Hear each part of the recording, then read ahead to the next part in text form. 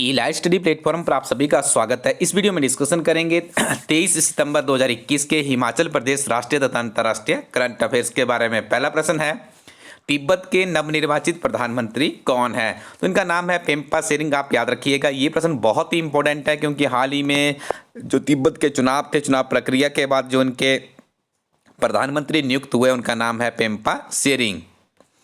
21 अगस्त 1959 को तिब्बत का मामला भारतीय संसद में किसके द्वारा उठाया गया था? तो इस मामले को उठाया गया था अटल बिहारी वाजपेयी के द्वारा। याद रखिएगा, काफ़ी दिग्गज नेता रहे हैं, भारतीय जनता पार्टी से इनका संबंध था। तो तिब्बत मैटर के ऊपर बात करना भी काफ़ी बड़ी बात थी क्योंकि उसमें अभी चीन का दबाव रहता था भारत के ऊपर, लेकिन इनके द्वारा काफ़ी जोरदार तरीके से तिब्बत का मुद्दा उठाया गया था। साथ में आपको याद रखना है, जो धार्मिक गुरु है दलाई लामा जी, उनका आगमन जो हुआ था भारत में और हमारे हिमाचल प्रदेश के धर्मशाला में, वो भी 1959 में ही हुआ था।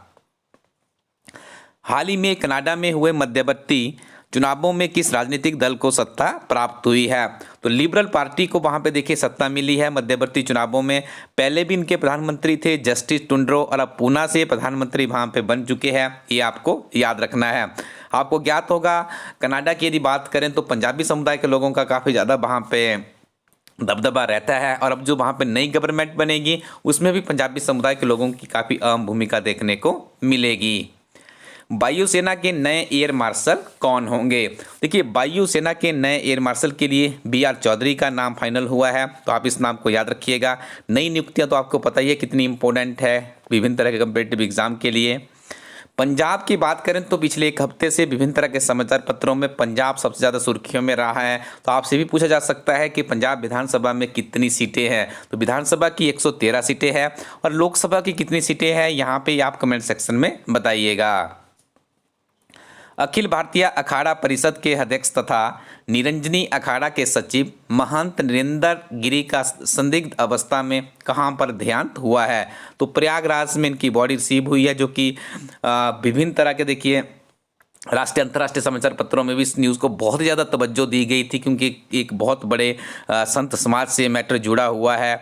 तो ये आपने याद रखना है, इनका नाम भी आप याद रखिएगा और जो देहांत का स्थल है ये भी आपको याद रखना है। Beating the retreat parade Bharat के किस स्थान से संबंधित है? तो काफ़ी ऐतिहासिक इसे माना जाता है। बीटिंग द रिट्रीट परेड तो ये वाघा बॉर्डर पे की जाती है, जहाँ पे भारत और पाकिस्तान के जो सीमा है उसके साथ में दोनों देशों के जो वीर सैनिक है वो इसमें हिस्सा लेते हैं। कैटली किस राज्य द्वारा राज्य मछली घोषित की गई है? तो कैटली को सिक्किम राज्य के द्वारा राज्य मछली घोषित किया गया है। सिक्किम सरकार ने कुप्पर महासीर को स्थानीय रूप से कैटली नाम से राज्य की मछली घोषित किया है, ये भी आपको याद रखना है। किस राज्य के सिरारा खोंग मिर्च और तामेंगलोंग ऑरेंज को GI टैग दिया गया है? तो ये GI टैग दिया गया है मणिपुर को, याद रखिएगा मणिपुर से संबंधित है। सिरारा खोंग मिर्च और तामेंगलोंग ऑरेंज, ठीक है, ये दोनों चीज़ें आपने याद रखनी, एक मिर्च है और एक ऑरेंज है, ठीक है जी। तो ये मणिपुर से संबंधित है। मिनो पेमेंट्स बैंक के ब्रांड एम्बेसडर किसे बनाया गया है? तो पंकज त्रिपाठी जी को नियुक्त किया गया है फिनो पेमेंट्स बैंक का ब्रांड एम्बेसडर। हाल ही में प्रगति मोबाइल ऐप किस संस्थान के द्वारा लॉन्च किया गया है? तो life insurance corporation of India के द्वारा LIC के द्वारा प्रगति मोबाइल ऐप को लॉन्च किया है। Ease of doing business report किसके द्वारा जारी की जाती है? तो ईज ऑफ डूइंग रिपोर्ट को जारी किया जाता है विश्व बैंक के द्वारा। आगे हम डिस्कशन करेंगे हिमाचल प्रदेश के महत्वपूर्ण करंट अफेयर्स के बारे में।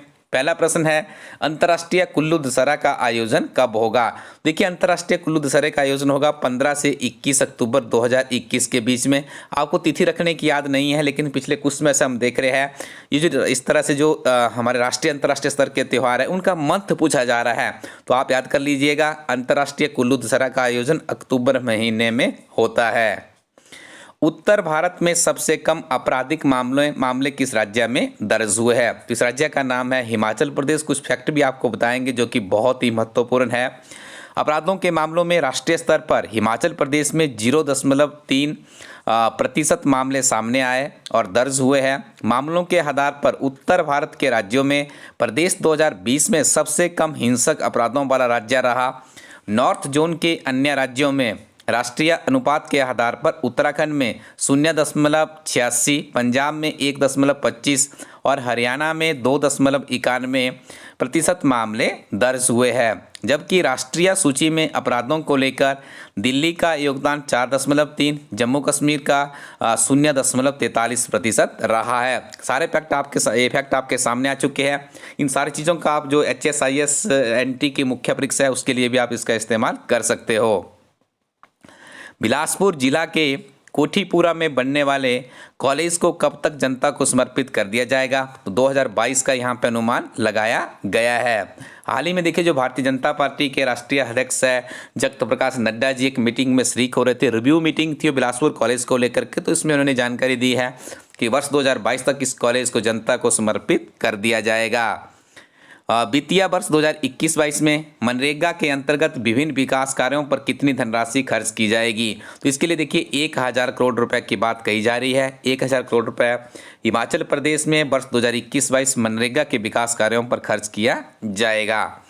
हाल ही में न्यायाधीश सबीना किस राज्य की न्यायाधीश नियुक्त हुई है? तो ये हिमाचल प्रदेश उच्च न्यायालय शिमला में सबीना को नियुक्ति दी गई है और ये राजस्थान में अभी फिलहाल जज थी। साथ में याद रखिएगा हिमाचल प्रदेश उच्च न्यायालय के जो नए न्यायाधीश बनाए गए हैं उनका नाम है मोहम्मद रफीक। देखिए सुबह सुबह मॉर्निंग सेशन में आपके 15 से 20 प्रश्न आपके पक्के हो जाते हैं। नियमित रूप से वीडियो को सुनते रहा करें। पतलीकुल स्थान किस जिला से संबंधित है? तो पतलीकुल स्थान आपका कुल्लू जिला से रिलेटेड है।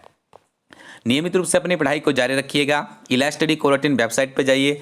बहुत ही बेहतरीन नवीनतम किताबें इलाज स्टडी टीम के द्वारा लॉन्च की गई है। इन किताबों के साथ में नियमित रूप से पढ़ते रहिए, आगे बढ़ते रहिए। Thank you very much. Keep watching इलाज स्टडी यूट्यूब चैनल।